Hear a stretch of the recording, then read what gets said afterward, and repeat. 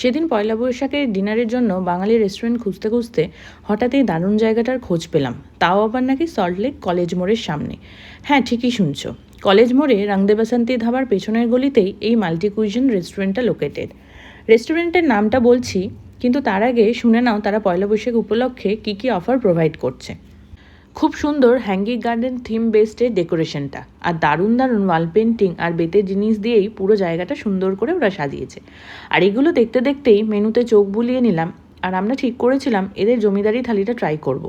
তো অর্ডার করে সবাই মিলে আড্ডা দিতে দিতেই চলে এলো পরপর এদের আইটেমগুলো, যার মধ্যে ছিল ওয়েলকাম ড্রিঙ্কসে লিচু লঙ্কার শরবত আর পোড়ানো আমরস। তারপর স্টার্টারে ছিল হিং কড়াইশুঁটি দিয়ে ছানার কাটলেট, মোচার চপ, মাছের ডিমের বড়া, মুর্শিদাবাদের পোড়ানো মুরগি। এবারে সে মেন কোর্সে ছিল দম আলু, ফুলকো লুচি, বাসন্তী রাইস, সোনা মুগ ডাল, ঝুরি আলু ভাজা, ছানার ডালনা, পোলাও সাথে পাঁপড়। আর নানা রকমের মাছের আইটেমসও ছিল, ছিল মুরগির ঝাল আর ঢাকাইয়া কষা মাংস। ডেজার্টে ছিল চাটনি, কমলাভোগ, মিষ্টি দই, ছানার পায়েস আর মিষ্টি পান। বলতে বলতেও যেমন হাঁপিয়ে গেলাম, সাথে খেতে খেতেও কিন্তু হাঁপিয়ে গেছিলাম বটে।